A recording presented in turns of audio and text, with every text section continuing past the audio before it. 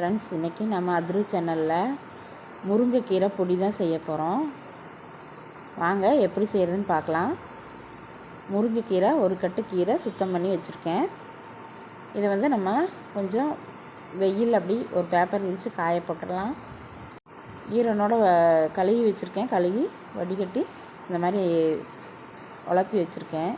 இதை நம்ம கொஞ்சம் வெயிலில் போட்டு காய போட்டு எடுத்துடுவோம். அப்போ நம்ம வறுக்கிறதுக்கு ஈஸியாக இருக்கும். அதனால தான் முருங்கைக்கீரை பொடிக்கு தேவையானதெல்லாம் எடுத்து வச்சுருக்கேன். பாருங்கள், ஒரு 10 வரமிளகா எடுத்து வச்சுருக்கேன், 4 பூண்டு, தேவையான அளவுக்கு உப்பு, கடலைப்பருப்பு, கருப்பு உளுந்து எடுத்து வச்சுருக்கேன். வெள்ளை உளுந்துங்காட்டி கருப்பு தான் நல்லாயிருக்கும். குருமிளகு, ஜீரகம் 1 ஸ்பூன் எடுத்து வச்சுருக்கேன். பெருங்காயம் 1 துண்டு. இது எல்லாமே நம்ம வறுக்க போகிறோம். எண்ணெய் எதுவும் ஊற்றாமல் வெறும் சட்டியில் வறுத்து எடுக்க போகிறோம்.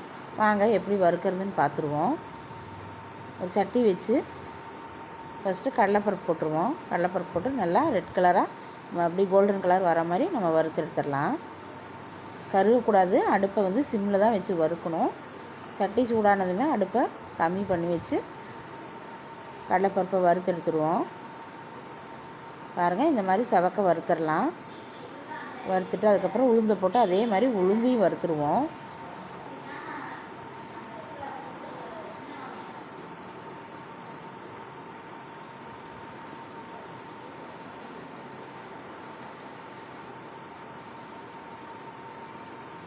உளுந்து நல்லா வறுபட்டுருக்கு. அது கூடவே பாதி வறுபடும் போதே நம்ம ஜீரகம், குருமிளகும் அதில் போட்டுருவோம். அதுக்கப்புறம் முழுசாக வறுக்கிறதுக்குள்ளே இந்த குருமிளகு, ஜீரகம் சீக்கிரம் வறுபட்டுரும்.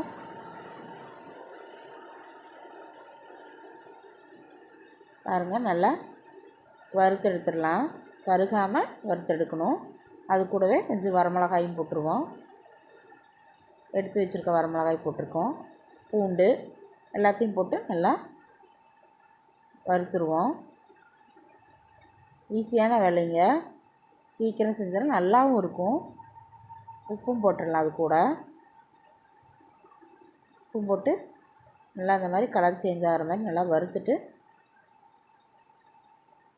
பாருங்கள், இந்த மாதிரி நல்லா வறுத்து எடுத்துருவோம். கலர் சேஞ்ச் ஆகிடுச்சு பாருங்கள், ரெட் கலராக வருது. பெருங்காயத்தையும் போட்டு வறுத்துடலாம். ஒரு கட்டை பெருங்காயம் எடுத்து வச்சுருந்தேன். சின்ன ஒரு துண்டு உடச்சி எடுத்து வச்சுருக்கேன். அதையும் போட்டு நல்லா வறுத்து எடுத்துருவோம். பாருங்கள், நல்லா பொரியுது பாருங்கள். இந்த மாதிரி கலரு பொரிஞ்சு வெள்ளை கலராக வரும். பாருங்கள், முருங்கைக்கீரை இந்த மாதிரி நல்லா வாட்டம் கொடுத்துருச்சு. இதை நம்ம சட்டியில் போட்டு கொஞ்சம் கொஞ்சமாக போட்டு வறுத்துருவோம். வறுக்க கொஞ்சம் கொஞ்சமாக போட்டுக்கலாம். ஏன்னு கேட்டால் வறுக்க அப்படியே கம்மியாயிரும் முருங்கைக்கீரை. பாருங்கள், அப்படி லேசாக கரண்டியில் வறுக்க முடியாது, வெளியில் கொட்டிடும். அதனால் காம்பு வச்சு நம்ம வறுக்கணும். கரண்டி திருப்பி பிடிச்சி காம்பு வச்சு வறுக்கணும். பாருங்கள், செய்ய கம்மியாகுது பாருங்கள். கரண்டியோட காம்பு வச்சு இப்படியே வறுக்கணும். அடுப்பு சிம்மில் வச்சிடணும். இதெல்லாம் கருகாமல் நல்லா மொறுன்னு வர மாதிரி நம்ம இதை வறுத்தெடுக்கணும். செகண்ட் டைம் 2 டைம் போட்டிருக்கேன் நான். 2வது டைம் போட்டு அதுவும் இந்த மாதிரி வறுத்தெடுத்துடலாம்.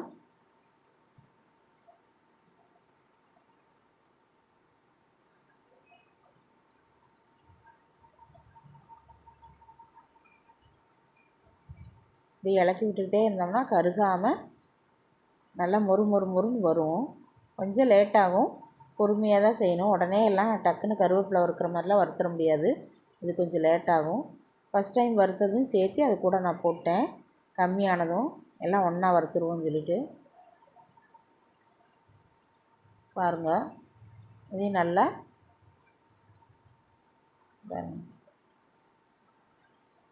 ஆகலை, இன்னியும் பொடியறதுக்கு இன்னும் வதன்னு தான் இருக்குது. கையில் இலக்கி விட்டால் தான் கட்டை இல்லாமல் உதிரியாக வரும். நல்லா வறுபட்டுருச்சு. முருங்கைக்கீரை பாருங்கள், மொறுன்னு கையில் இப்படி பொடிச்சா பொடியுது பாருங்கள். இந்த மாதிரி வரணும். இந்த ஸ்டேஜ் வரும்போது தான் நம்ம மிக்ஸி ஜாரில் போட்டு பொடிக்கணும். ஃபஸ்ட்டு நம்ம வரமிளகா, கடலைப்பருப்பு உளுந்து பருப்பெல்லாம் வறுத்து வச்சதை போட்டு மிக்ஸி ஜாரில் போட்டு அரைச்சி எடுத்துருவோம்.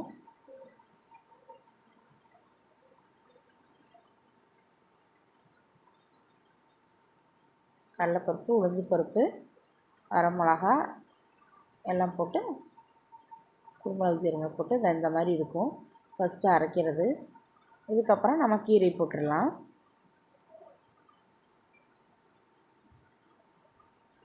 சின்ன சின்ன தண்டு இருந்தாலும் பரவாயில்ல, மூத்து போன தண்டு தான் போடக்கூடாது. பொடி தண்டுகள்லாம் விட்டுடலாம், ஒன்றும் பிரச்சனை இல்லை. அது ரொம்ப நல்லது தான். இந்த மாதிரி மூடி வச்சு இதை பொடிச்சிடலாம். பாருங்கள், பொடிச்சு எப்படி வந்திருக்கு பாருங்கள். கொஞ்சம் இனி தருதருப்பு இருக்குது. மறுபடியும் ஒரு டைம் கூட ஓட்டி எடுத்துடலாம்.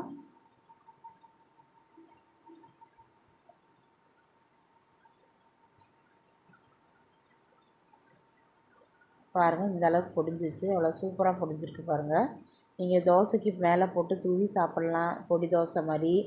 அதே மாதிரி இட்லிக்கு, தோசைக்கு, சாதத்துக்கு கூட இதை ஒரு ஸ்பூன் பொடியை போட்டு நெய் உருக்கி சூடாக ஊற்றி சாப்பிட்டிங்கன்னா சூப்பர் டேஸ்ட்டாக இருக்கும். ட்ரை பண்ணி பாருங்கள். உடம்புக்கு ரொம்ப நல்லது. ரத்தம் கம்மியாக இருக்குதுன்னு சொன்னாங்கன்னா முருங்கைக்கீரை டெய்லி சேர்த்தலாம். முடி வளர்கிறதுக்கு எல்லாமே முருங்கைக்கீரையில் நிறைய பெனிஃபிட் இருக்குது. ட்ரை பண்ணி பாருங்கள். நல்லா டேஸ்ட்டாகவும் இருக்கும். சாதத்தை கூட போட்டு சாப்பிட்றதுக்கு சூப்பராக இருக்குங்க. ட்ரை பண்ணி பாருங்கள். ஈஸியான வேலை தான். இந்த வீடியோ உங்களுக்கு பிடிச்சிருந்ததுன்னா லைக் பண்ணுங்கள், ஷேர் பண்ணுங்கள், சப்ஸ்கிரைப் பண்ணுங்கள். அதிரு சேனலை ஃபஸ்ட் டைம் பார்க்குறவங்களா இருந்தால் சப்ஸ்கிரைப் பண்ணி பக்கத்தில் இருக்கிற ஆளுங்கிற பெல் பட்டன் அமுத்துங்க.